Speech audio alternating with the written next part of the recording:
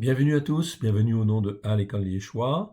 Bienvenue donc à ce mardi prophétique numéro 8, où nous allons étudier donc la partie de Marc du prochain Shabbat. C'est-à-dire, nous sommes là donc le dernier Shabbat, nous arrivons dans le dernier Shabbat de ce 11e mois, comme vous le voyez en fait à l'écran, en fait ici, je vous le montre, 17e Shabbat, 17e paracha, c'est la paracha Jéthro, Donc c'est Exode chapitre 18 verset 1 jusqu'à chapitre 20 verset 26. La Brit Hadasha, vous le voyez à l'écran ici, c'est Marc 14 verset 60 à 65. 6 versets en fait seulement dans cette Brit Hadasha que nous allons lire au prochain Shabbat. Mais au niveau prophétique, c'est extrêmement important. Des vérités fondamentales vont nous être données dans ces quelques versets. Je vais donc vous le montrer. Je vous rappelle ici, c'est le dernier, en fin de compte, l'avant-dernier mois. Si nous passons donc au mois suivant, nous arrivons au 12e mois, c'est le dernier mois de l'année spirituelle. Cela se terminera le 22 mars 2022, comme vous le voyez en fait en bas, en fait ici à l'écran. Nous serons le 31e jour de ce 12e mois, et ce sera donc le dernier mois de l'année spirituelle. En cours. L'équinoxe de printemps, comme vous le voyez en fait ici en rouge, a lieu effectivement, donc je vous le montre. Je ne vais pas aller trop vite parce que sinon ça dérape. Voilà. Ici donc l'équinoxe de printemps aura lieu donc le dimanche 20 mars 2022.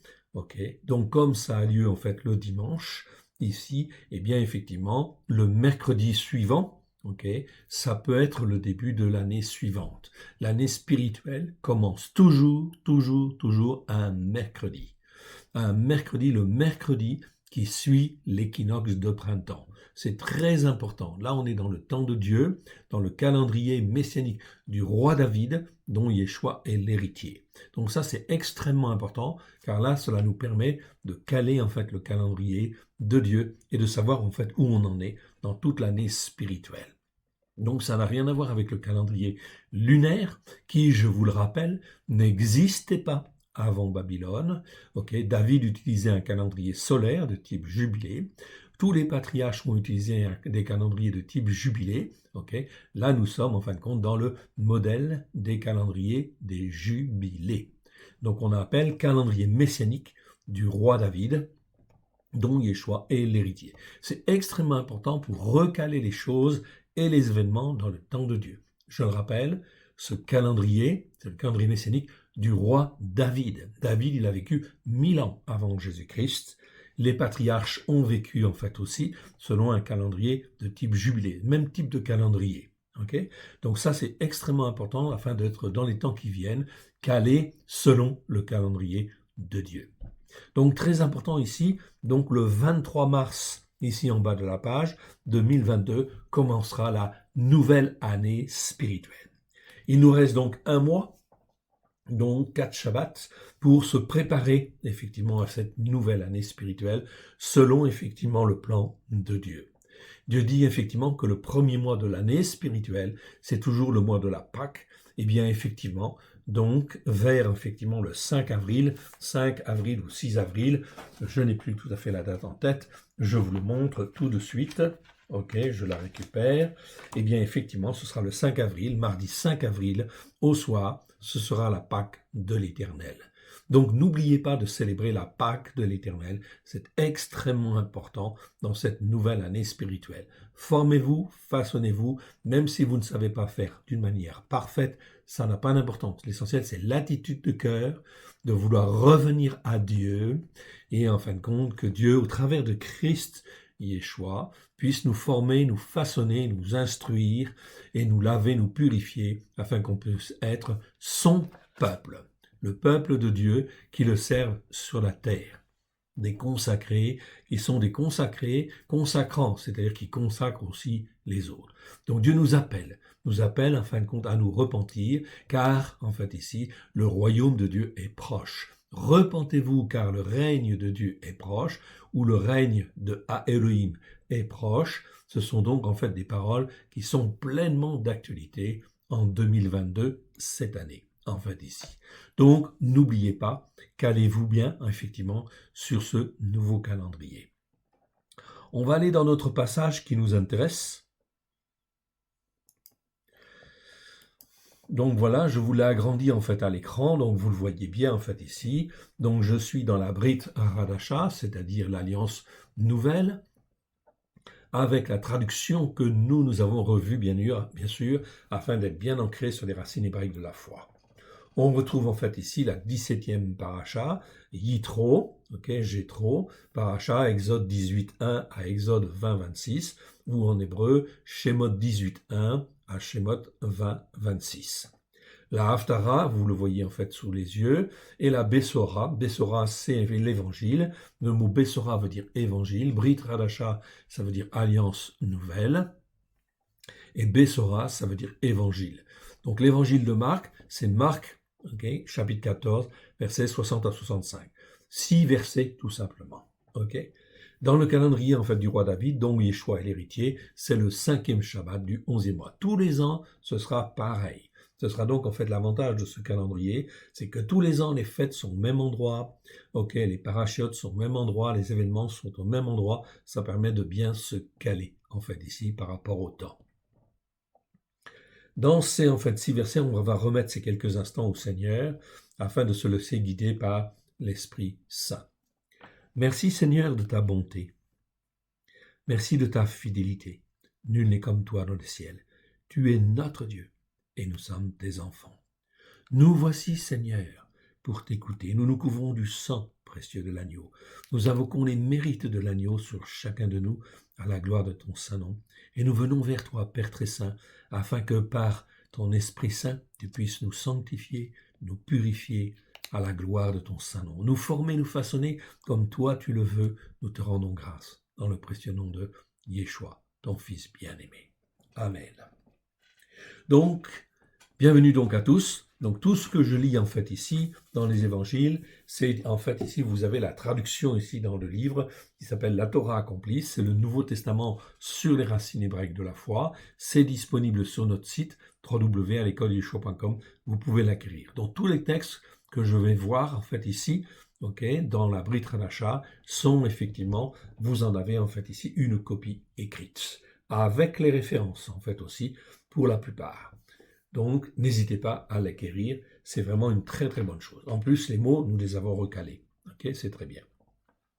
Lisons ce passage si vous le voulez bien.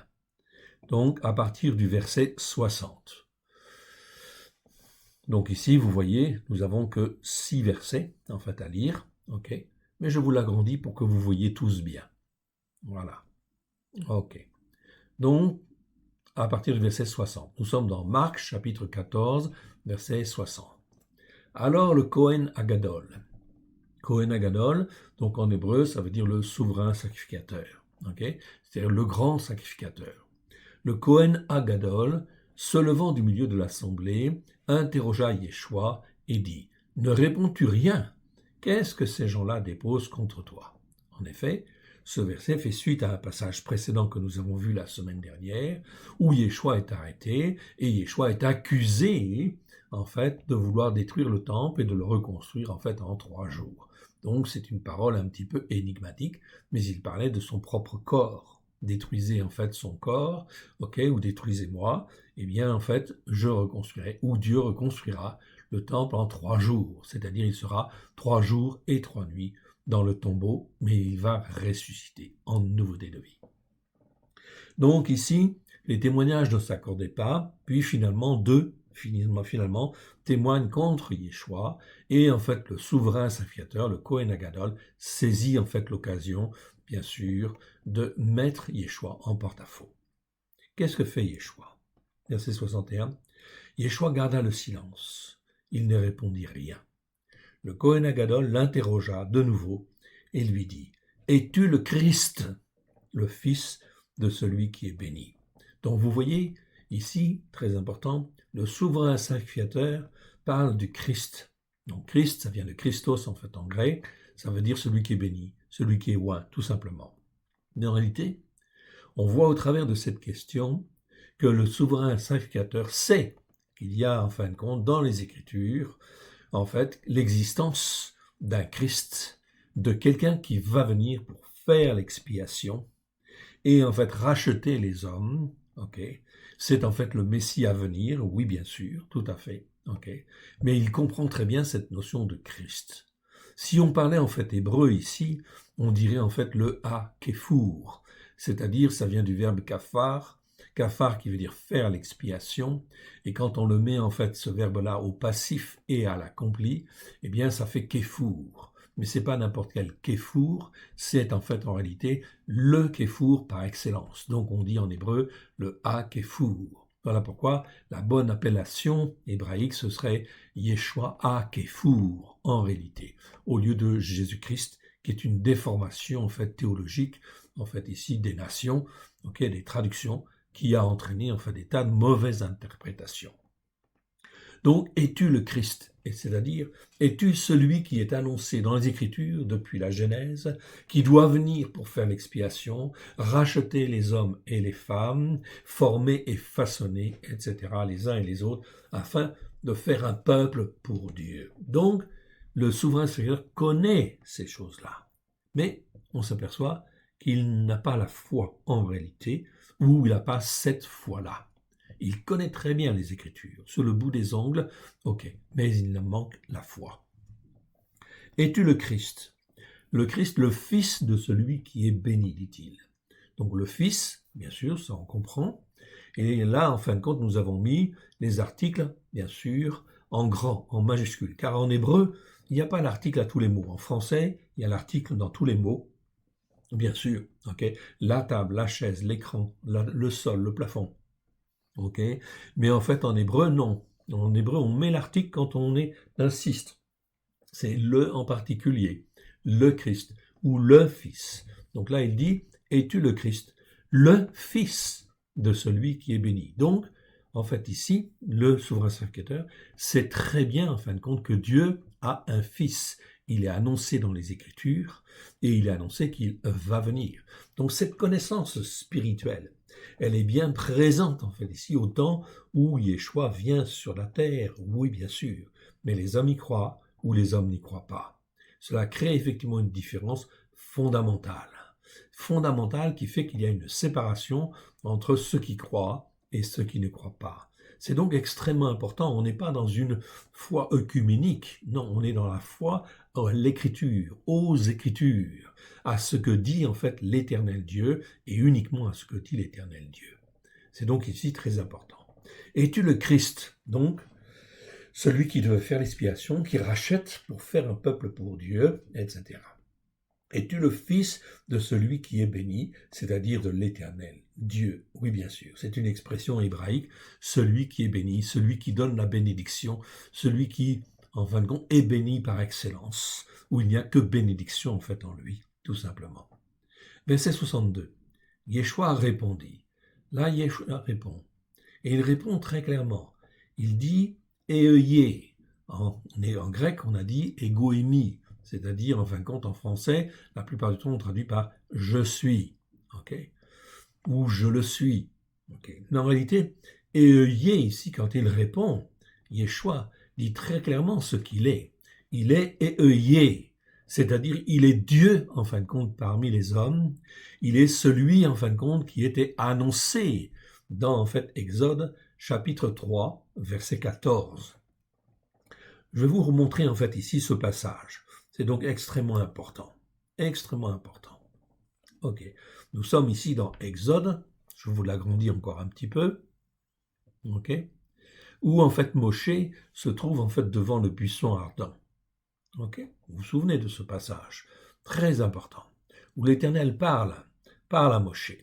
Et au verset en fait 12, il dit ceci.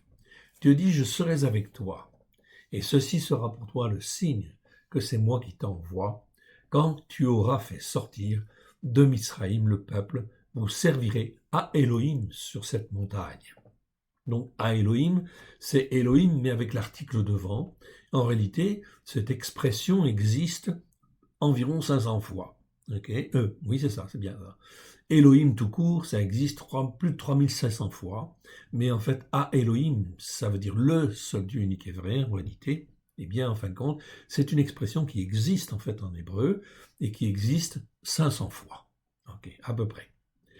Verset 13, Moshe dit à Elohim. Donc en hébreu, quand on a à Elohim, nous on traduit à Elohim, bien sûr, bien évidemment, de manière à coller au plus près, en fin de compte, de l'hébreu.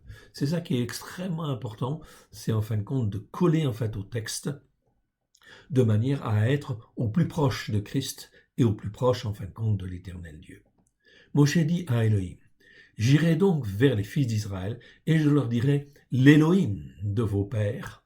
L'Elohim, Elohim, ça veut dire Dieu, c'est le mot plus courant pour Dieu. C'est en fait Elohim au pluriel, si je puis dire, on peut dire ça d'une manière générale. Okay, de nos pères, de vos pères m'envoie vers vous. Mais s'ils me demandent quel est son nom, okay, que leur répondrai-je? Alors Elohim dit à Moshe, Euyé Asher Euyé. Okay? Comment on peut traduire cette expression en fait en hébreu? Euyé Asher Euyé. Littéralement, c'est je serai celui qui sera avec toi ou celui qui est avec toi dès maintenant. Okay? Le deuxième, c'est un accompli. Ça veut dire qu'en fin de compte, Dieu dit en fait ici qu'il sera avec toi. Ok? Il sera avec toi et en fait il dit Euyé. Et il ajouta, c'est ainsi que tu répondras aux fils d'Israël, celui qui s'appelle Euyé, okay, m'a envoyé vers vous. Donc en français on traduit par je suis, en fait ici tout simplement, parce que les traducteurs ne connaissaient pas en fin de compte bien les dimensions spirituelles qu'il y avait derrière. Donc quand Dieu dit en fait ici je serai avec toi, ou je suis toujours avec toi, que ce soit une période en fait ici, au passé, au présent ou au futur, Dieu dit je serai avec toi tout le temps, dans le présent, dans le passé, dans le futur, etc. Je serai avec toi. Ça veut dire que tu n'as rien à craindre. Tu n'as rien à craindre face aux événements, face aux circonstances, face à tout ce qui se fait. Donc il est en fait Euyé. Il dit à Moshe, je serai Euyé pour toi. Donc tu n'as pas à craindre Pharaon, tu n'as pas à craindre en fait ici la peste, ok, tu n'as pas à craindre l'épée, tu n'as pas à craindre la famine, ok, je suis Euyé, je serai avec toi.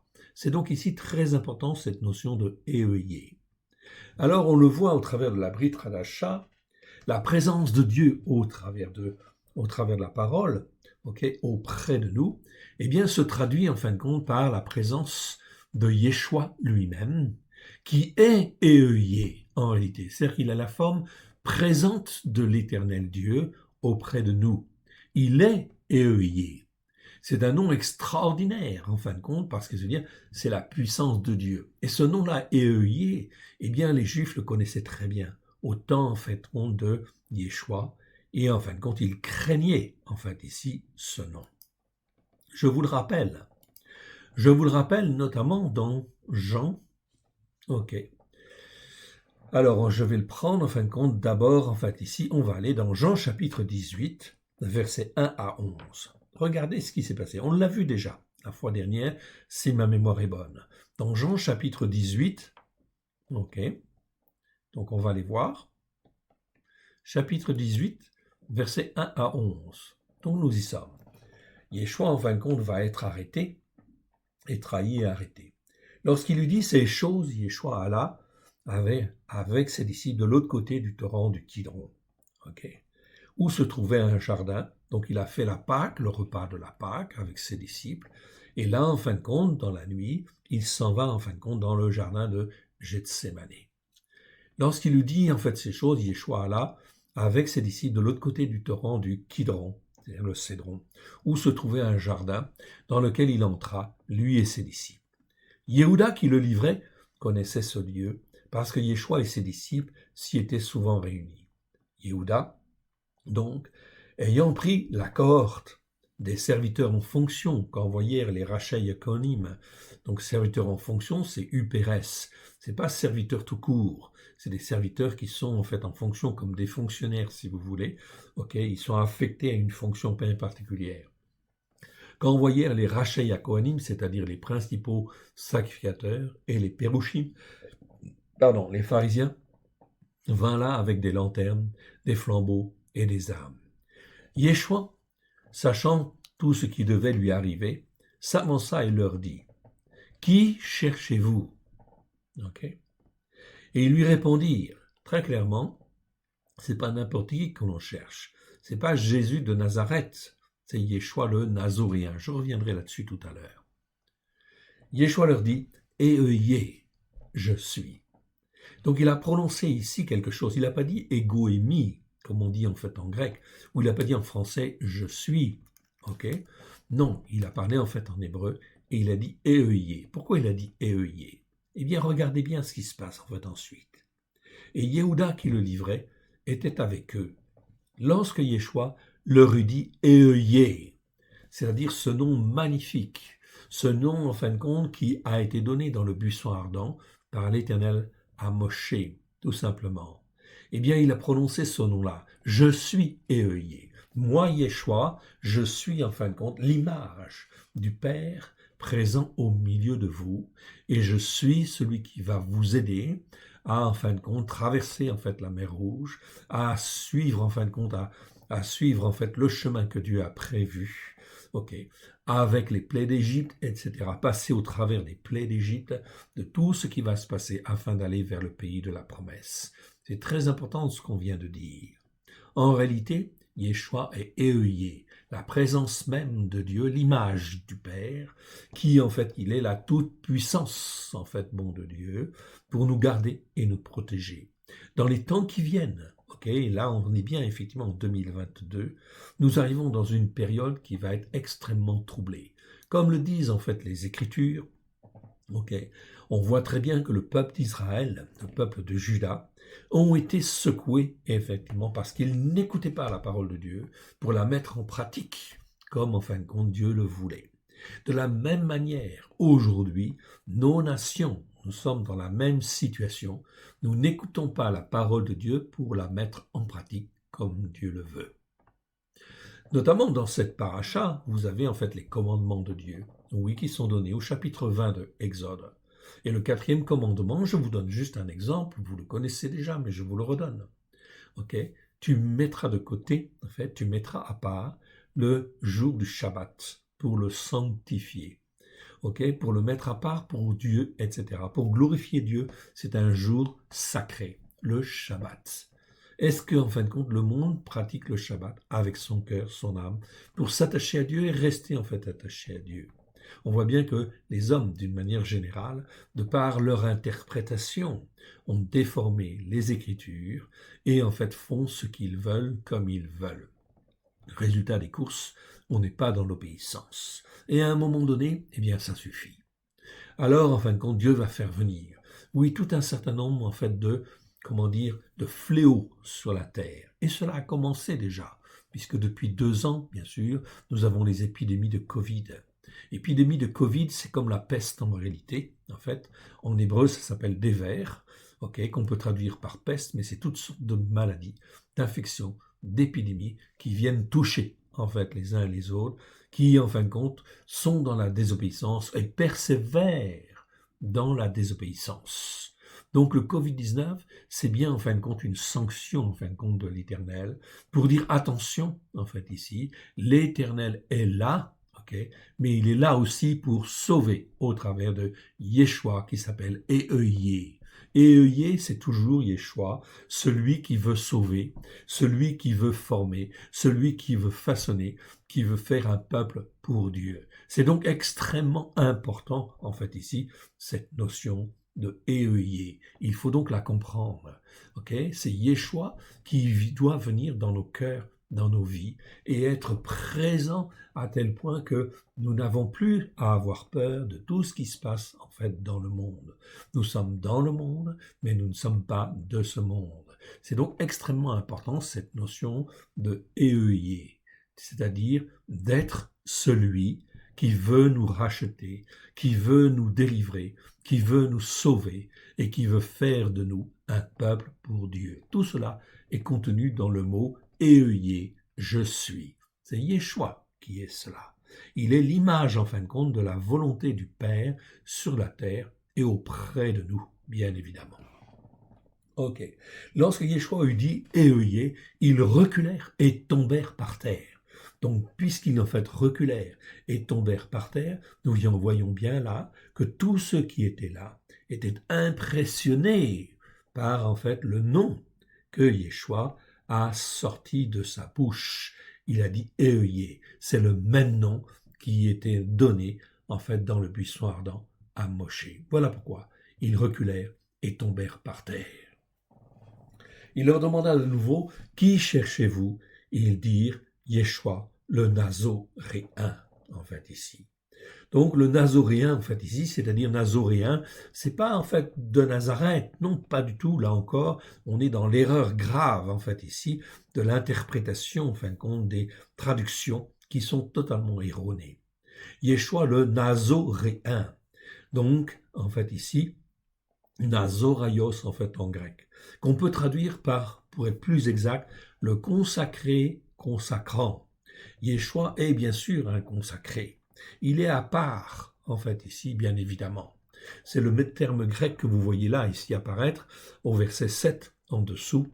Je vous ai mis, en fait, ici, ok, vous l'avez là, je vous le sélectionne, Nazoraios. Nazoraios, c'est le terme grec. Okay. Et en fait, comment le traduire pour avoir une traduction très exacte ou plus exacte possible sur le plan spirituel, c'est dire il est le consacré, consacrant. Yeshua est le consacré par excellence.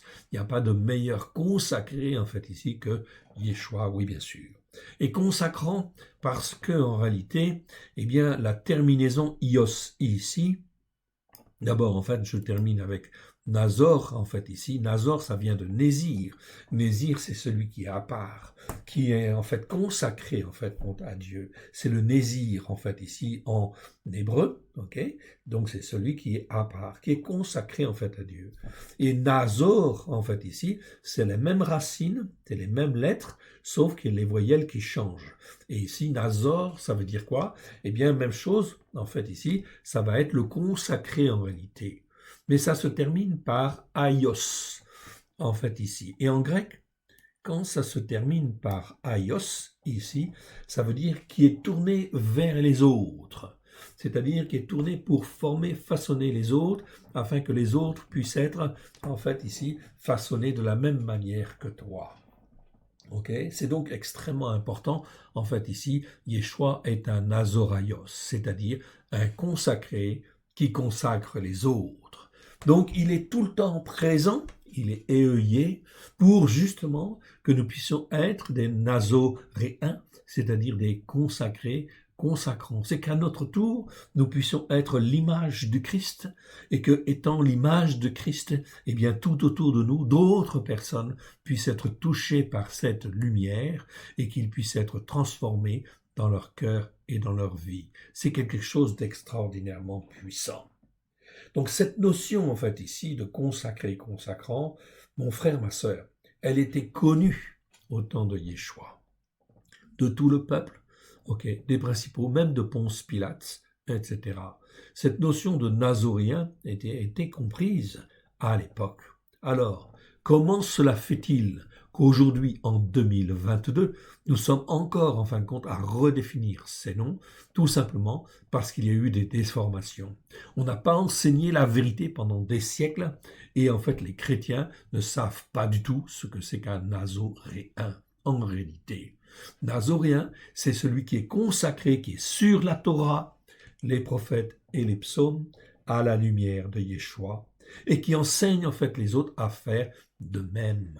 On est exactement dans cette problématique-là qui aurait dû être enseignée puisque c'était parfaitement connu en fait au 1er siècle. Eh bien, cela veut dire que cela aurait dû être transmis par les pasteurs, ça aurait dû être transmis par tous ceux qui enseignent, bien évidemment, pour enseigner la connaissance qui existait au 1er siècle.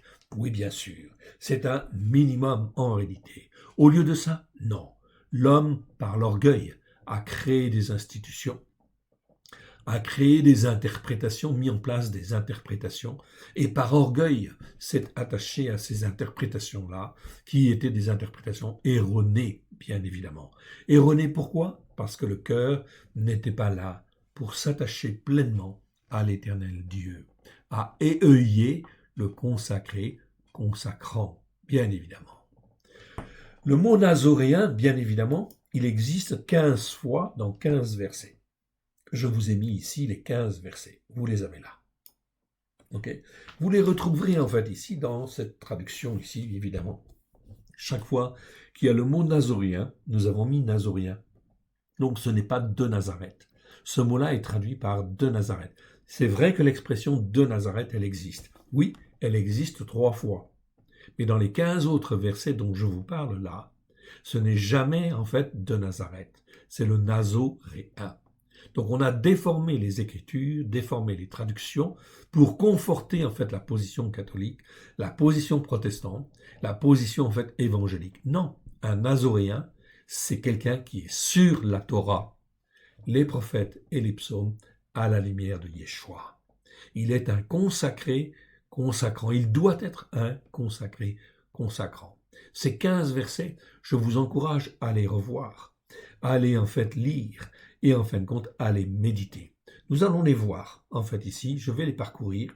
Pourquoi? Parce que c'est extrêmement important.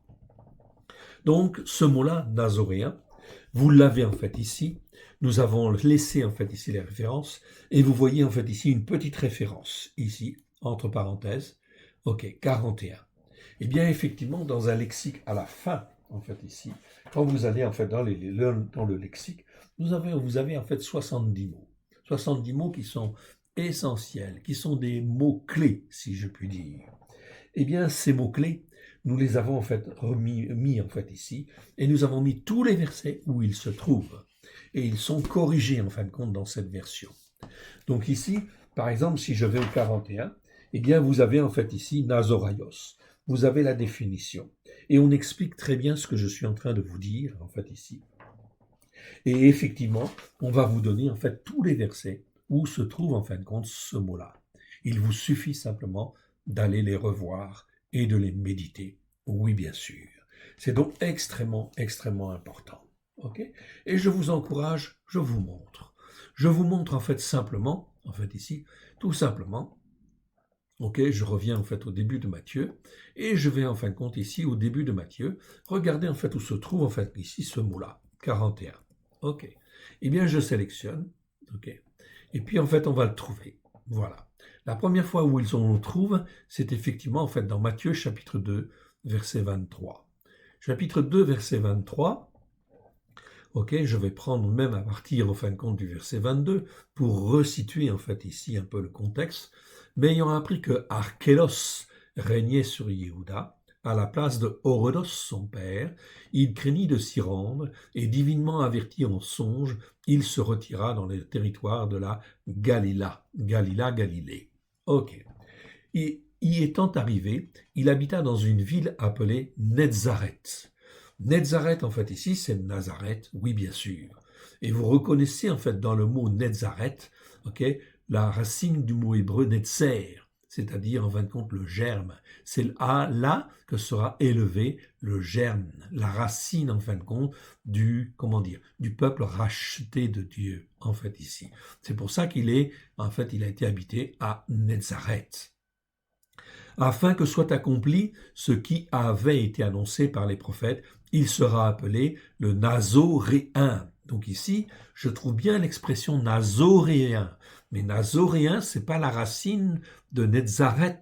Okay, c'est la racine de Nézir. Donc il ne faut pas confondre et faire l'assimilation entre Nazoréen et en fin de compte un habitant de Nazareth. Non. Okay, confusion que la plupart des traducteurs en fait ont fait par, en fin de compte, ignorance quelque part, méconnaissance, parce qu'on ne s'attachait pas, en fait, suffisamment, en fait, à Dieu. Mais aussi parce que c'était pas le temps non plus, en fait, aussi. Donc, il faut vraiment comprendre que nous arrivons dans un temps où, en fin de compte, l'écriture, si on le veut, okay, si on veut s'attacher, en fait, à Dieu, Dieu, par son esprit, nous donne encore plus de lumière et nous montre et nous éclaire. Donc là, ici, il sera appelé le Nazoréen.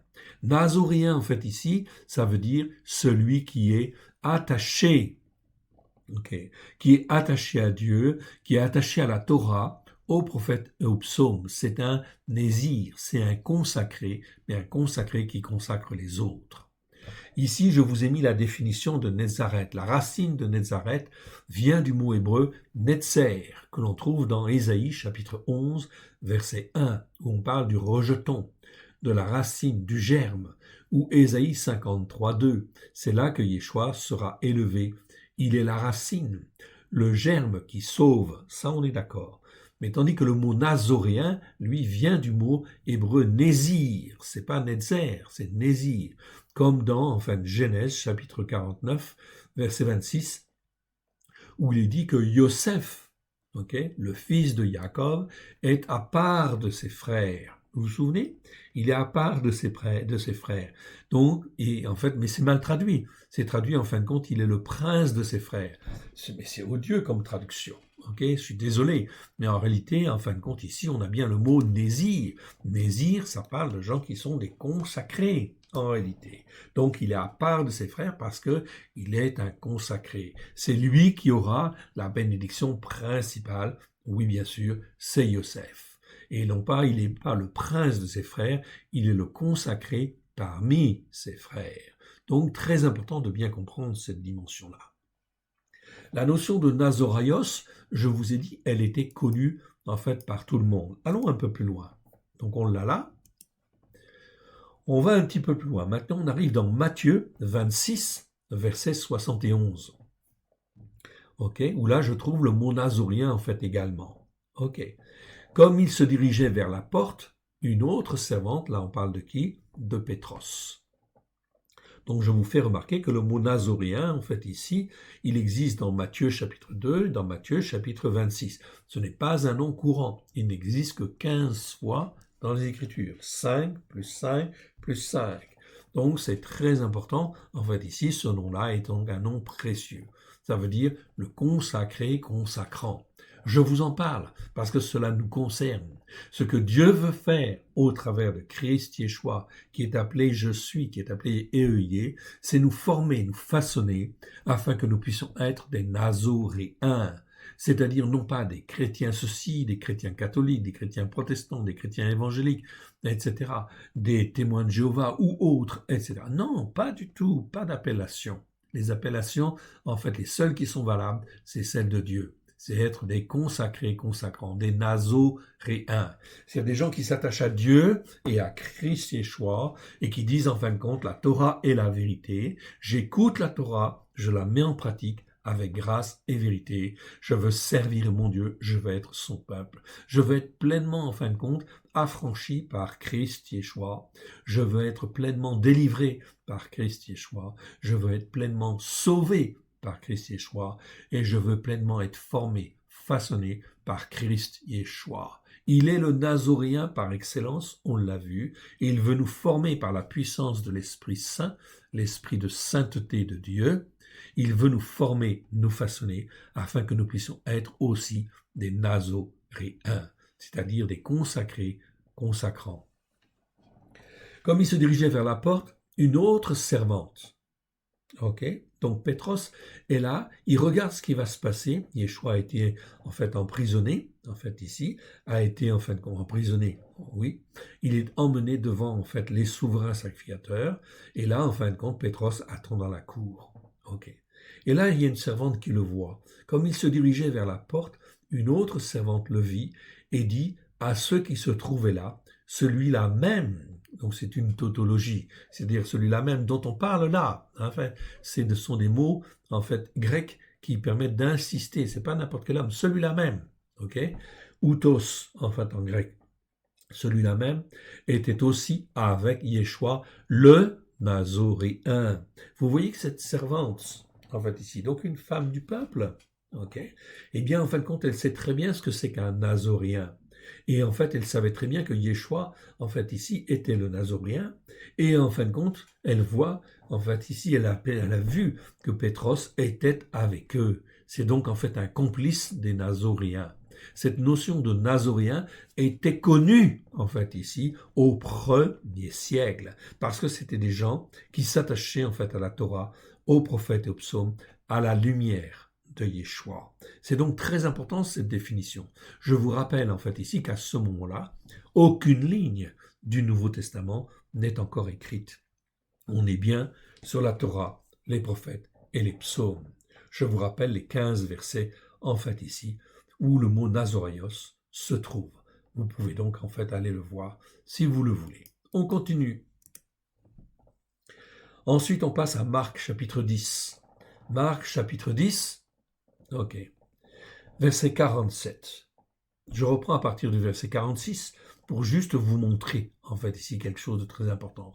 Que le mot Nazoraios était connu effectivement, en fin de compte, à l'époque, Nazoréen, on savait très bien ce que c'était. Ils arrivèrent, Yeshua et ses disciples, ils arrivèrent à Yériro, c'est Jéricho. Et lorsque Yeshua en sortit avec ses disciples et une assez grande foule, le fils de Timaï, Bar Timaï, un aveugle qui mendiait, était assis au bord de la voie. Donc là, il y avait un aveugle. Il était assis et il mendiait. Il était aveugle. Mais il entendit, verset 47, il entendit que c'était Yeshua le Nazoréen. Pas Jésus de Nazareth, non. C'était Yeshua le Nazoréen, le consacré consacrant, celui qui est sur la Torah, les prophètes et les psaumes, qui n'écoute pas effectivement les pharisiens, les sadducéens, etc., les doctrines qui existent en fait à l'époque. Non, il est sur la Torah, les prophètes et les psaumes. Il est le consacré consacrant. Il sait très bien ce que ça veut dire. Alors, lui qui marche par la foi, il se mit alors à crier « Yeshua, fils de David, aie pitié de moi ». Donc voilà en fait ici cet aveugle qui dit en fin de compte ici à Yeshua « Tu es le fils de David, tu es l'héritier de David ». Nous le savons, les Écritures le disent. Alors effectivement, aie pitié de moi. On est bien là sur les racines hébraïques de la foi. Il prend pour référence David, oui bien sûr, qui est un homme selon le cœur de Dieu. Évidemment.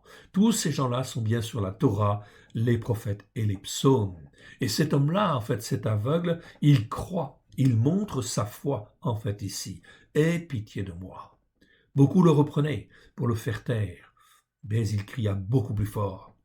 Donc il ne se laissa pas, en fait, avoir par les personnes autour de lui. Il dit au contraire, fils de David, aie pitié de moi. Il le dit encore plus fort. Yeshua s'arrêta et dit, appelez-le. Ils appelèrent l'aveugle en lui disant « Prends courage, lève-toi, il t'appelle ». L'aveugle jeta son manteau et se levant d'un bond, vint vers Yeshua. Et on va aller voir en fin de compte ce qui se passe. Vint vers Yeshua, pardon. Il faut que je remonte en fait ici. Yeshua prenant la parole, lui dit « Que veux-tu que je fasse ?» Rabouni, ça veut dire mon maître, un côté un petit peu affectif ici. Rabouni, en fait ici, lui répondit l'aveugle. On voit l'humilité de cœur de cet homme, qui est aveugle. Il n'y a pas d'orgueil dans son expression, pas du tout. En fait ici, il est vraiment dans l'humilité. Répondit l'aveugle, que je recouvre la vue, simplement. Et Yeshua lui dit, va, ta foi t'a sauvé. Va, ta foi t'a sauvé. Mon frère, ma sœur, on est ici sur les racines hébraïques de la foi, sur la Torah, les prophètes et les psaumes. L'expression de la foi est suffisante pour guérir, est suffisante pour laver, pour purifier, pour sanctifier. Va, ta foi t'a sauvé. Aussitôt, il recouvra la vue et suivit Yeshua dans la voie. Suivit Yeshua dans la voie. Quelle voie? Eh bien, la voie spirituelle que Dieu a tracée, c'est-à-dire sur la Torah, les prophètes et les psaumes, à la lumière de Yeshua. Ce n'est pas donc simplement un chemin, en fait, ici, c'est bien, effectivement, en fait, ici, le mot voie, en fait, en grec, odos, qui correspond, effectivement, en fin de compte, au mot voie, effectivement, en hébreu, derer, bien évidemment. Donc là, on est sur la voie spirituelle que Dieu a tracée. Voilà pourquoi il ne faut pas être sur une autre voie qui porte un autre nom, en fait ici, une voie catholique, protestante, évangélique ou autre. Non, il faut être sur la voie que Dieu a tracée au travers de Christ Yeshua, le Nazoréen. Nous voyons donc bien en fait ici, nous sommes bien en fait dans les consacrés consacrants. Donc vous voyez, au temps de Yeshua, même dans la foule, on savait ce que c'était qu'un Nazoréen. Un consacré consacrant. Aujourd'hui, la plupart, en fin de compte, des croyants, des chrétiens, ne savent pas. en fait, ici. Parce qu'ils n'ont pas été enseignés sur la Torah, les prophètes et les psaumes. Continuons en fin de compte ici ce mot. On va en fait ensuite, et on arrive en fin de compte à Luc. Luc chapitre 18, verset 37. On lui dit, c'est Yeshua. Là, on parle d'un boiteux, en fait, ici. Ok. Non, pardon, temps pour moi. C'est toujours l'aveugle de Jéricho, mais c'est Luc, en fait, ici. Donc, Luc 18, 37. On lui dit, c'est Yeshua le Nazoréen qui passe. Et il cria, Yeshua, fils de David, aie pitié de moi. Ceux qui marchaient devant le reprenaient pour le faire taire, mais il criait beaucoup plus fort, fils de David, aie pitié de moi. Yeshua s'étant arrêté, ordonna qu'on le lui amène, et quand il fut approché, qu'il se fut approché, il lui demanda, que veux-tu que je fasse? Il répondit, Seigneur, que je recouvre la vue. Et Yeshua lui dit, recouvre la vue, ta foi t'a sauvé. À l'instant, il recouvra la vue et suivit Yeshua en glorifiant à Elohim, c'est-à-dire le seul Dieu unique et vrai. Voilà pourquoi c'est extrêmement important, en fait, ici, de ne pas utiliser simplement le terme Dieu. Le terme Dieu, en fin de compte, en grec, ça veut dire en fait tout et n'importe quoi. Or, en hébreu, d'une manière précise, le mot Dieu, vous avez plusieurs mots pour dire Dieu. Et à Elohim est un de ces mots hébreux qui veut dire le seul Dieu unique et vrai. C'est donc extrêmement important. Qu'est-ce qu'en fin de compte il a glorifié? Qui a-t-il glorifié? Cet homme. Bien évidemment, il a glorifié à Elohim, le seul Dieu unique et vrai. Et ça, c'est très important, parce que ça veut dire qu'on laisse tout le reste de côté, et toutes les interprétations qui peuvent être données, n'ont pas de valeur. Tout le peuple voyant cela, loua à Elohim. Et donc là, on voit bien qu'on est dans les consacrés consacrants. Vous voyez que l'impact, en fait, ici, de ce signe, de ce prodige, je n'ai pas dit miracle, j'ai dit signe, prodige, c'est de montrer qu'il y a une voix, la voix en fin de compte, qui est en fait dressée par Elohim, au travers de Yeshua, celui qui l'appelle Ehye en fait ici, je suis. C'est la présence de Dieu sur la terre. Et là, tout le peuple, voyant cela, tout le peuple, mon frère, ma sœur, c'est pas en fin de compte 1, 2, 3, 4, 5, 10 qui viennent. C'est tout le peuple loua qui ça à Elohim. Très important. Donc ça, c'est une répercussion, c'est la présence de l'Esprit de Dieu. Pourquoi il n'y a pas en fin de compte beaucoup de signes et beaucoup de miracles, comme il y en avait en fait à l'époque? Tout simplement parce qu'on n'est pas dans l'obéissance à la Torah, aux prophètes et aux psaumes. La raison, en fait, elle est là. C'est la raison principale. Et en fait, la raison principale aussi, en la complétant bien évidemment, avec le fait de marcher par la foi. Évidemment. Revenons donc à notre mot. Allons un peu plus loin. Ici, nous arrivons dans Luc. Luc chapitre 24. Et là, on parle d'un boiteux, si ma mémoire est bonne. Oui, c'est ça. Voilà. Ah non, c'est en fait, pardon. Autant pour moi, c'est après la résurrection, etc. La résurrection a eu lieu, et là, en fin de compte, Cléopas, s'en va sur le chemin d'Emmaüs. L'un d'eux nommé Cléophas, Cléophas, lui répondit, es-tu le seul qui, séjournant à Yerushalayim, ne sache pas ce qui y est arrivé ces jours-ci? Quoi, leur dit-il? Yeshua, en fait, leur répond. Et ils lui répondirent, ce qui est arrivé au sujet de Yeshua le Nazoréen. Donc vous voyez, ici, les disciples de Yeshua savent très bien ce que c'est qu'en fait un Nazoréen. On ne dit pas Jésus de Nazareth. Yeshua le Nazoréen, qui était quoi? Un prophète puissant en œuvre et en parole devant Elohim et devant tout le peuple. On est là dans l'exclusivité, en fin de compte, de l'attachement, en fait, à l'éternel Dieu, à Elohim, le seul Dieu unique et vrai. Et là, je retrouve le mot Nazoraïos. Donc ici, les disciples de Yeshua savaient très très bien, tous les disciples de Yeshua et tous ceux qui écoutaient, en fin de compte, ici, Yeshua, savaient très bien ce que c'était qu'un Nazoréen. La preuve, ils le disent en fait ici. En parole devant Elohim et devant tout le peuple. Et comment les Raché Yakoanim et nos chefs l'ont livré pour un jugement de condamnation à mort et l'ont crucifié. Nous espérions que ce serait lui qui délivrerait Israël. Mais avec tout cela, voici le 3e jour que ces choses se sont passées. Il est vrai que quelques femmes d'entre nous nous ont fort étonnés, s'étant rendues de grand matin au sépulcre, et n'ayant pas trouvé son corps, elles sont venues dire que des anges leur sont apparus et ont annoncé qu'il est vivant. Quelques-uns de ceux qui étaient avec nous sont allés au sépulcre et ont trouvé les choses comme les femmes l'avaient dites, mais lui, ils ne l'ont point vu.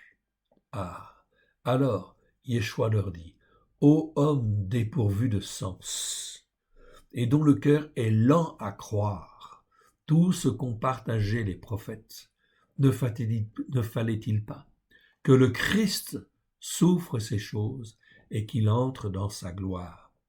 Et commençant par Moshe et par tous les prophètes, il leur expliqua dans toutes les Écritures ce qui le concernait. Alors ça c'est très important. Okay? Il commença, donc Yeshua est parfaitement conscient qu'il y a en fin de compte des interprétations et des gens qui en fait ont besoin d'un petit coup de pouce pour que la foi soit bien calée. Oui, bien sûr. Il est ressuscité. Et qu'est-ce que fait Yeshua? Il est là, il est éeuillé. Il est celui qui est là, celui qui est présent. Il est je suis auprès de nous pour nous former et nous façonner. Il est dans la résurrection. Et là, qu'est-ce qu'il fait? Eh bien, commençant par Moshe et par tous les prophètes. Donc, il commence par la Torah, les prophètes et les psaumes, et il parle, en fin de compte, de sa présence, en fait, ici. Il leur expliqua dans toutes les Écritures ce qui le concernait. C'est donc extrêmement important, ça c'est la seule manière et la meilleure manière d'avoir une foi bien ancrée sur la Torah, les prophètes et les psaumes, c'est que Yeshua nous montre, nous instruise sur, en fin de compte, sa présence dans la Torah, les prophètes et les psaumes, oui bien sûr. Et nous avons fait un séminaire très important qui existe en fait sur la chaîne YouTube et sur notre site www.alécoleyeshua, où c'est intitulé en fait Yeshua dans le Tanakh, Yeshua dans la Torah, Yeshua dans les prophètes, Yeshua dans les psaumes. Je ne sais pas si je l'ai mis ce séminaire sur la chaîne YouTube à l'école Yeshua, sinon vous le trouverez sur en fait notre site www.alécoleyeshua.com. C'est fabuleusement intéressant. Et ça vraiment, ça consolide notre foi sur les racines hébraïques de la foi. Et vous voyez bien que Yeshua, il n'a pas pris là de Nouveau Testament. Non, ça n'existait pas. Donc il prend en fin de compte les Écritures, la Torah, les prophètes et les psaumes, et il explique en fait ici tous les passages qui parlent de lui. C'est donc extrêmement important. C'est la seule manière de ne pas se laisser entraîner par des fausses doctrines. Je continue. Ensuite, on passe en fait à Jean. Jean chapitre 18, verset 5. Ok? Ils lui répondirent, Yeshua le Nazoréen. Yeshua leur dit, Éeuillez, et Yehuda qui le livrait était avec eux. Lorsque Yeshua leur eut dit Éeuillez, ils reculèrent et tombèrent par terre. C'est le passage que nous avons lu tout à l'heure, bien évidemment. Là, on parle de Nazoréen. Yeshua dit, je suis le Nazoréen, je suis le consacré consacrant, en réalité. Il leur demanda de nouveau, qui cherchez-vous? Et ils dirent, Yeshua le Nazoréen. Yeshua répondit, je vous ai dit, Éeuillez, je suis. C'est-à-dire, je suis celui qui est le consacré consacrant. Je suis toujours là en permanence pour vous former, vous façonner, en fait, ici, sur les racines hébraïques de la foi. Sur la Torah, les prophètes et les psaumes, oui, bien évidemment. Donc là, effectivement, on est, en fin de compte, vraiment sur les bonnes racines, les racines solides, qui font que on ne risque pas de se laisser entraîner par des fausses doctrines. C'est là extrêmement important, car si on n'a pas de racines, eh bien, en fin de compte, l'arbre ne peut pas tenir dans la tempête. Voilà donc quelque chose qui est très important. Nous sommes comparés à des arbres. Et un arbre, en fin de compte, qui a des bonnes racines, c'est un arbre qui tient.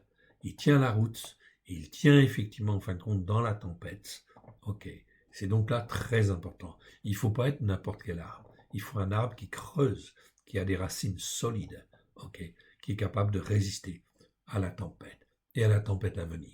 En fait, aux fléaux qui vont venir, oui bien sûr, à la peste qui va venir, à la famine qui va venir, à l'épée qui va venir. Oui, bien sûr. C'est donc extrêmement important de bien comprendre en fait cette dimension-là. On continue. Et là maintenant, on arrive dans Jean chapitre 19. Pilate, fit une inscription qu'il plaça sur la croix, qui était ainsi conçue. Okay, c'était marqué Yeshua, pas Jésus de Nazareth. Non, ça n'a jamais été écrit Jésus de Nazareth. C'est Yeshua le Nazoréen. Men Pilate, qui est un homme des nations. Oui, bien sûr. Eh bien, en fin de compte, il connaissait cette dimension-là. Peut-être n'en avait-il pas toute la largeur, la profondeur, la hauteur. Oui, mais il savait l'appellation. La preuve, c'est qu'en grec, on a bien le mot Nazoraios ici. Donc, il n'a pas dit Jésus de Nazareth. Il a dit Yeshua le Nazoréen, le Meler à Yehudim. Le Meler, ça veut dire le roi, à Yehudim des Juifs. Donc voilà ce qu'il a écrit effectivement, puisque c'était écrit en fait en plusieurs langues, et notamment en fait en hébreu. Donc sur la croix, c'était bien marqué Yeshua le Nazoréen, le consacré consacrant, en fait ici, le roi des Juifs qui croit en réalité. Lorsque je suis des nations, que je donne mon cœur et ma vie à Yeshua, eh bien, par adoption, je deviens un fils d'Israël et je deviens, en fin de compte, un juif qui croit. Et c'est ça qui est très important de bien comprendre. Ça fait partie, c'est tout à fait biblique. Comme Yaakov, qui dit, en fin de compte, à Yosef, à propos de ses fils, Éphraïm et Manassé. Il dit à Yosef, tes fils qui sont nés d'une femme étrangère, eh bien seront mes fils, en fait ici, comme mes autres fils. Donc c'est une adoption à part entière. De la même manière, donc toute personne qui vient des nations, Dieu l'accepte et en fait un fils d'Abraham. Un fils d'Abraham par la foi, oui évidemment, afin que Abraham puisse être le père d'une multitude de nations. Cela fait partie de l'accomplissement des Écritures. Abraham, c'est le père de la foi. C'est celui qui marche par la foi par excellence. C'est le consacré consacrant par excellence sur la terre. En fait, ici, Yeshua est le consacré consacrant, mais il est fils de Dieu. C'est un fils, c'est le fils de Dieu qui est venu sur la terre, qui a été fait homme, bien évidemment. Donc ici, Abraham, c'est par contre un homme terrestre. Il est né d'une femme et d'un père terrestre. Mais lui, il marchait par la foi. C'est un modèle de foi. Donc ici, c'est très important. Beaucoup de Yehudim lurent cette inscription. Donc ici, on voyait bien, tous les Juifs l'ont vu. C'était écrit. Beaucoup de Yehudim, de Juifs, lurent cette inscription parce que le lieu où Yeshua fut crucifié était près de la ville. Elle était en hébreu, en grec et en latin. Donc tout le monde savait à l'époque ce que c'était qu'un nazoréen, un consacré consacrant. Nous sommes en 2022. 2022, qui est-ce qui sait ce que c'est qu'un consacré consacrant, un nazoréen? Il n'y en a pas beaucoup. Il y en a de plus en plus, c'est très bien. Voilà pourquoi il faut parler autour de vous. Il faut témoigner, bien sûr, de cette consécration à l'Éternel au travers de Christ Yeshua. Oui, bien sûr. On continue et on arrive maintenant dans les Actes. Actes chapitre 2, verset 22. Donc ici, c'est Pétros qui parle, si ma mémoire est bonne. Donc, homme israélite, écoutez ces paroles. Yeshua le Nazoréen. Donc ici, eh bien, on parle bien de Yeshua le Nazoréen. Le consacré consacrant. Oui, bien sûr.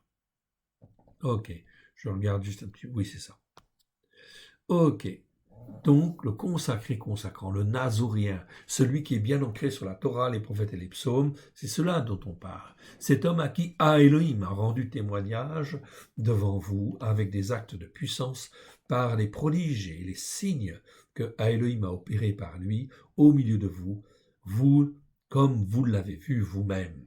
Cet homme livré selon le dessein arrêté et selon la prescience de Elohim, vous l'avez crucifié, vous l'avez fait mourir par les mains des sans Torah, anomos ici. Même chose, vous avez un petit indice, petit 8, en fait, ici. Vous le voyez?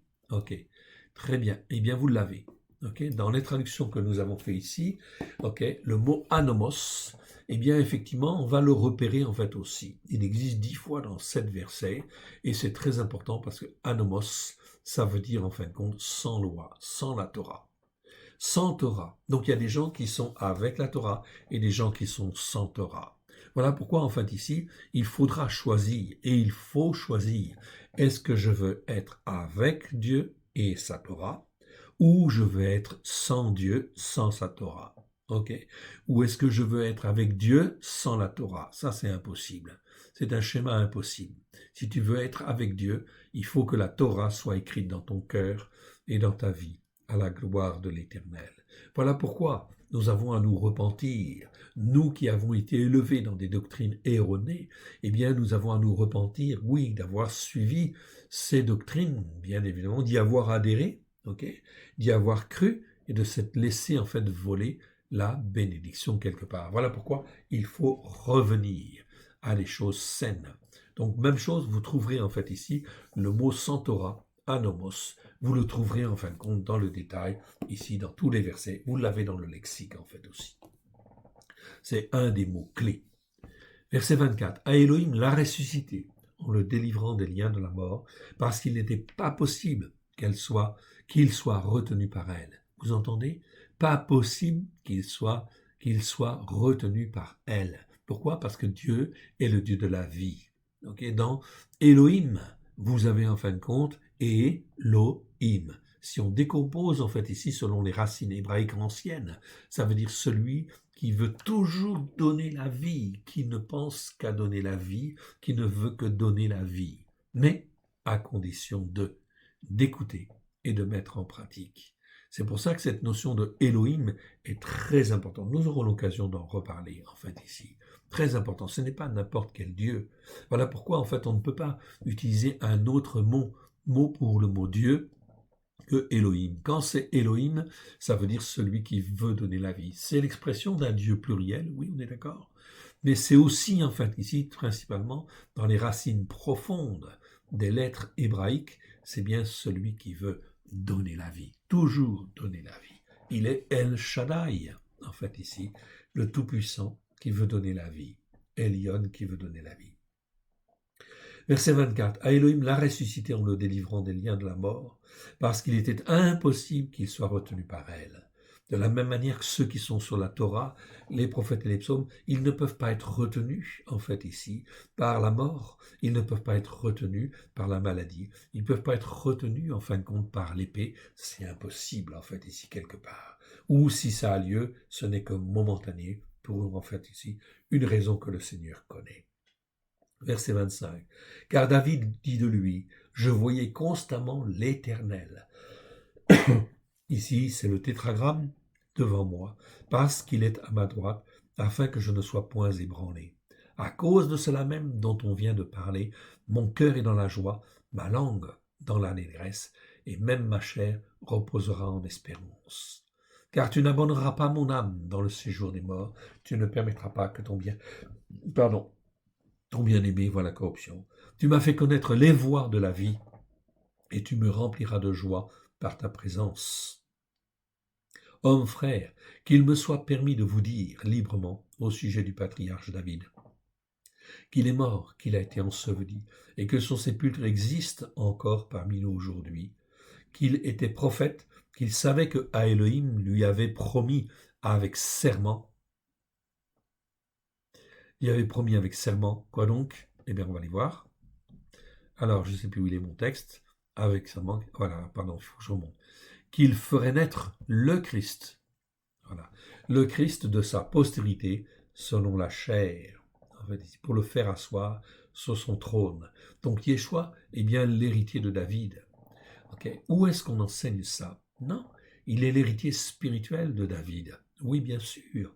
Okay. C'est écrit, en fait, ici. Le Christ, en fait, ici, c'est en fait la descendance physique, en fait, ici, de David. Oui, bien sûr, au travers de Myriam. Oui, bien sûr. Le Christ, puisqu'il est conçu par l'Esprit Saint, bien évidemment, dans le ventre de Myriam.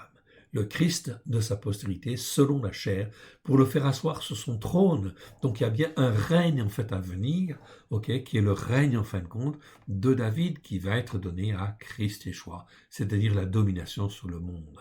C'est la résurrection du Christ qu'il a prévue et partagée en disant qu'il ne serait pas abandonné dans le séjour des morts et que sa chair ne verrait pas la corruption. C'est ce Yeshua que Elohim a ressuscité, nous en sommes tous témoins. Après avoir été élevé à la droite de Elohim, il a reçu l'accomplissement de la promesse de l'Esprit Saint venant du Père, celui-là même dont on parle dans les Écritures, l'a répandu, comme vous le voyez et l'entendez. Ok. Car Yeshua n'est pas monté au ciel, car David, n'est pas monté au ciel, mais il dit lui-même, l'Éternel a dit à mon Seigneur, assieds-toi à ma droite, jusqu'à ce que je fasse de tes ennemis ton marchepied. Que toute la maison d'Israël sache, donc avec certitude, que Elohim a fait Seigneur et Christ, ce Yeshua-là, celui-là même dont on parle en ce moment-là, que vous avez crucifié. Donc là, c'est une tautologie, c'est pour ça qu'on dit en fait celui-là même dont on parle là, ça veut dire que c'est tout insister, c'est-à-dire faites attention à ce mot-là ou à ce verset-là, tout simplement parce que c'est extrêmement important. En quoi c'est extrêmement important? Mon frère, ma sœur, on est en train de te dire ici que Elohim, le seul Dieu unique et vrai, est en train, en fin de compte, de faire les choses, ok, pour, en fin de compte, faire que Yeshua puisse régner sur la terre. Régner, en fait, ici, comme David a régné, c'est-à-dire être le roi des rois et le seigneur des seigneurs. Et il va venir, ce Messie. Ce Messie qui va régner, oui, c'est le règne, en fin de compte, ici, messianique, qui va venir bientôt. Oui, bien sûr. Nous le verrons, mais attention. Avant qu'il ne vienne, il va se passer beaucoup de troubles, beaucoup de fléaux, beaucoup, en fin de compte, d'épées, c'est-à-dire de disputes, de discordes, de divisions, de guerres, en fait, ici. Ok, de la famine, en fait, aussi. Oui, bien sûr.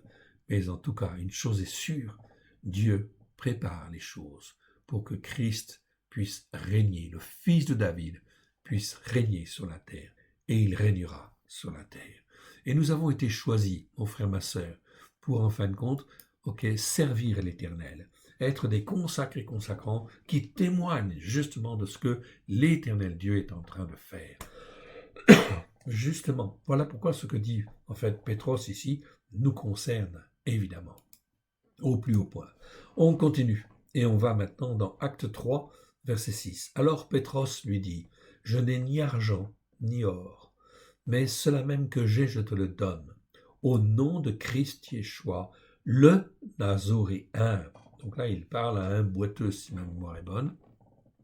Ok, très bien, en fait, ici. Oui, c'est ça, un homme boiteux, verset 2. Il y avait un homme boiteux de naissance qu'on portait et qu'on plaçait tous les jours à la porte du temple, appelée la belle porte, pour qu'il demande l'aumône à ceux qui entraient dans le temple. Et donc, en fait, Pétros lui dit, poussé par l'Esprit Saint, voilà, il dit, je n'ai ni argent ni or, mais cela même que j'ai, je te le donne. Au nom de Christ Yeshua, le Nazoréen, lève-toi et marche. Et le prenant par la main droite, il le fit se lever. Au même instant, ses pieds et ses chevilles s'affermirent. D'un bond, il fut debout et se mit à marcher. Il entra avec eux dans le temple, en marchant, sautant et louant qui? À Elohim, le seul Dieu unique et vrai. Tout le monde le vit, marchant et louant à Elohim. Mon frère, ma sœur, là on est dans la vérité. On est dans les consacrés consacrants. C'est bien une question de foi dans la Torah, les prophètes et les psaumes, au travers de ce que Dieu fait, au travers de Christ Yeshua, celui qui est appelé Eohié, le Nazoréen. On continue. Ok, là on est dans le chapitre 4 des Actes, verset 10. Sachez-le tous, que tout le peuple d'Israël le sache, c'est par le nom de Christ Yeshua, le Nazoréen, que vous avez crucifié et que Elohim a ressuscité des morts. C'est par lui que celui-là même dont je parle là se présente saint devant vous. Bien sûr, donc il était mis en question, bien évidemment. Ok, et en réalité, peu importe, en fait ici, il est guéri. Il est guéri, en fait ici, ça a dérangé les pharisiens, ça a dérangé les sadducéens. Verset 11. Yeshua, celui-là même dont on parle bien là, est la pierre rejetée par vous qui bâtissez, qui est devenue la principale langue. Parce que le peuple juif était destiné à bâtir le royaume de Dieu sur la terre. Mais en réalité, ils ont dévié. Ils ont dévié en fin de compte parce que leur cœur n'était pas disponible. C'est donc là extrêmement important, en fait ici, d'être fondamentalement bien posé. On continue, on arrive à acte 6. Ok. Car nous l'avons entendu dire, acte 6, verset 14, car nous l'avons entendu dire que Yeshua, ce Nazoréen, celui-là dont on parle là, dont on est en train de parler, détruira ce lieu-là même et changera les coutumes de Moshe que Moshe nous a données. Ok, donc là, on parle d'Étienne. Tous ceux qui siégeaient au Sanhédrin, ayant fixé les regards sur Istéphanos, son visage, leur parut comme celui d'un ange. Même chose. Istéphanos, Étienne, est un Nazoréen. Voilà pourquoi nous devons être des Nazoréens. Nous devons simplement écouter et mettre en pratique la Torah, les prophètes et les psaumes à la lumière de Yeshua, c'est-à-dire avec grâce et vérité, simplicité de cœur. L'obéissance et la soumission, c'est ce qu'il y a de meilleur devant Dieu. On continue et on arrive à Acte 22.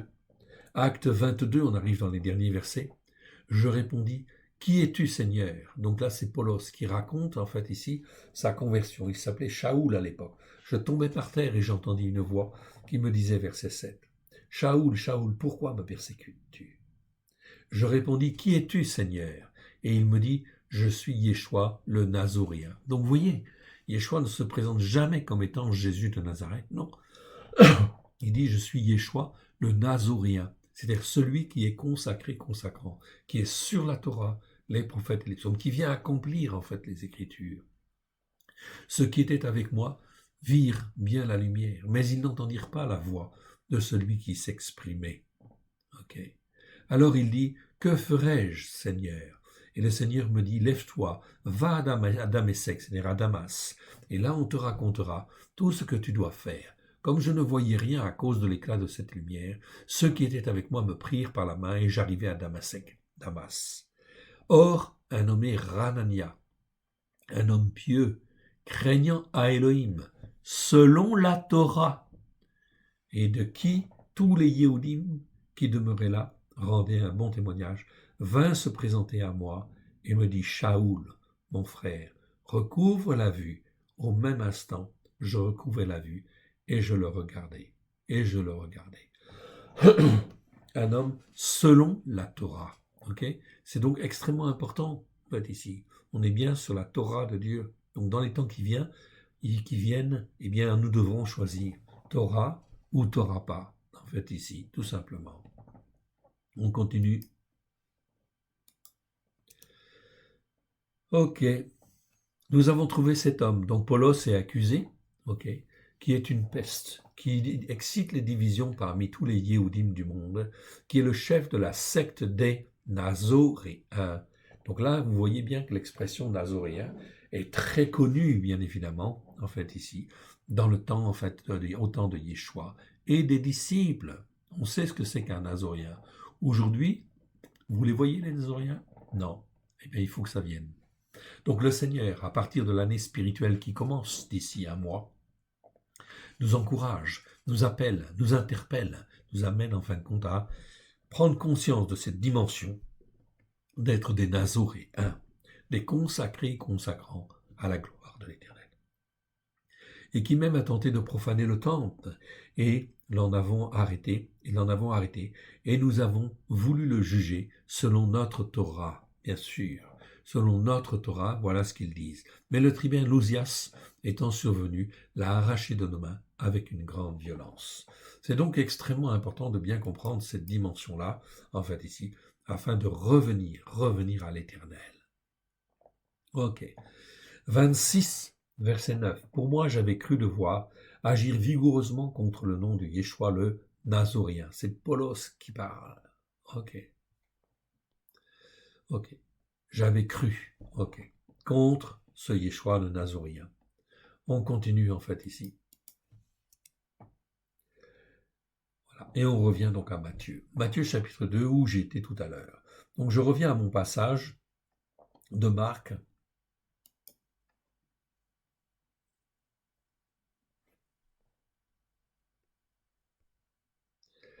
Marc, et on relit en fait ici ce passage pour terminer. Verset 60. Marc chapitre 14, verset 60 à 65.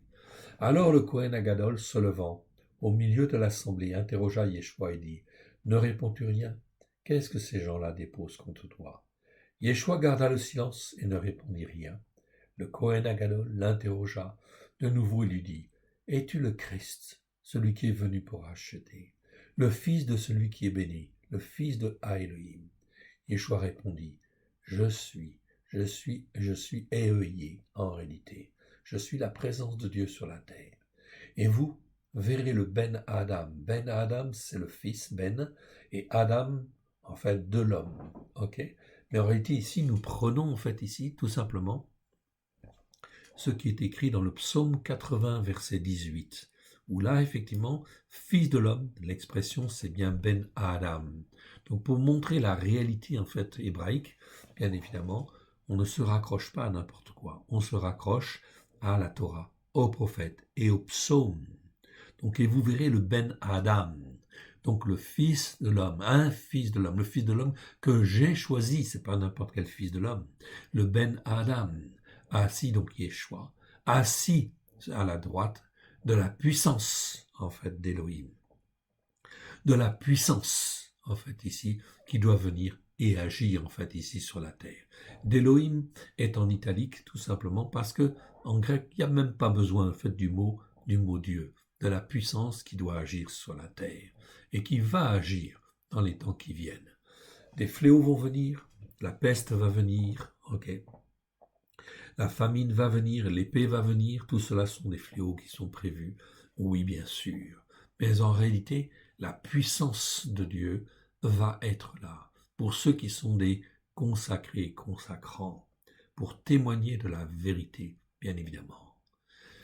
Ok, à la droite de la puissance d'Élohim, et venant sur les nuées du ciel. Donc là, c'est bien sûr la venue, en fin de compte, de Yeshua dont on parle. Alors le Cohen Agadol déchira ses vêtements et dit, « Qu'avons-nous encore besoin de témoins? Vous avez entendu le blasphème, que vous ensemble, tous le condamnèrent comme méritant la mort. » Donc Yeshua est livré, en fait, ici, et il va être condamné à mort. Pourquoi? Parce que tous ces hommes-là, qui sont des responsables spirituels, eh bien, ne croient pas, ne marchent pas par la foi. Ils sont donc rendus confus quelque part, en fait, ici, dans toutes leurs décisions et, sur tout ce qu'ils font. Vous avez entendu le blasphème, que vous ensemble, tous le condamnèrent comme méritant la mort. Donc ici, c'est bien précis, tous le condamnent. Donc ils sont tous dans l'erreur quelque part. Et quelques-uns se mirent à cracher sur lui, à lui voiler le visage, à le frapper de coups de poing, en lui disant « prophétise, prophétise, qui est-ce qui t'a frappé là? Qui est-ce qui t'a frappé là ?» etc. Et les serviteurs en fonction, donc les serviteurs officiels, lui infligèrent des coups de bâton. Donc Yeshua a passé là un très mauvais moment. Est-ce qu'il a en fin de compte réagi mal par rapport à ça? Non, il savait que ça se passerait comme ça. Et il l'accepte. Il l'accepte pour que, en fait, ici, tous ceux qui ont pris position contre lui puissent être condamnés. Voilà, en fin de compte, ici, l'expression d'un homme qui a totalement confiance, c'est le Fils de Dieu, bien sûr, en l'Éternel. Mais c'est un modèle, c'est notre modèle. Nous devons apprendre à faire une totale confiance en l'Éternel notre Dieu. Dès lors que nous choisissons de venir sur la Torah, les prophètes et les psaumes, d'être un consacré consacrant, nous avons besoin de puissance, nous avons besoin de force, nous avons besoin d'encouragement. Et Yeshua qui est Eohié, c'est-à-dire celui qui est, il est toujours là pour nous prendre par la main, nous guider, nous former, nous façonner et être avec nous dans toutes les épreuves que nous aurons à traverser et que nous puissions sortir vainqueurs, bien sûr, de toutes ces épreuves dans le but de quoi? Dans le but de témoigner. Car l'Éternel Dieu est Elohim, c'est celui qui veut donner la vie et qui veut donner la vie en dépit de l'opinion des hommes, en dépit de l'orgueil de l'homme, en dépit de Satan, en dépit de toutes les forces et les puissances qui veulent empêcher Dieu d'agir sur la terre. Mon frère, ma sœur, la victoire, elle est en Christ. La victoire, elle est à notre Dieu. Voilà pourquoi nous devons tirer notre foi et en fait faire une pleine confiance à l'Éternel notre Dieu. Terminons par une petite prière. Père très saint, nous te rendons grâce dans le précieux nom de Yeshua. Mon Dieu, mon Père, merci pour tout ce que tu as fait dans chacune de nos vies. Merci pour tout ce que tu fais aujourd'hui. Merci pour tout ce que tu vas faire demain. Aide-nous, mon Dieu, mon Père, à te faire plaisir, que nous puissions être le serviteur, la servante, que toi tu veux à la gloire de ton Saint-Nom. Aide-nous, mon Dieu, mon Père, à te faire plaisir, que Christ et joie soient pleinement présents dans nos cœurs, dans nos vies, à la gloire de ton Saint-Nom. Oui, nous voulons être formés. Oui, nous voulons être façonnés comme toi tu le veux. Oui, nous voulons faire ta volonté. Nous voulons être là où tu le veux, comme tu le veux, pour faire ce que tu veux, à la gloire de ton Saint-Nom. Parle, Seigneur, ton serviteur, ta servante, écoute. Amen. Que l'Éternel Dieu vous bénisse et vous garde dans le précieux nom de Yeshua, son Fils bien-aimé. Amen.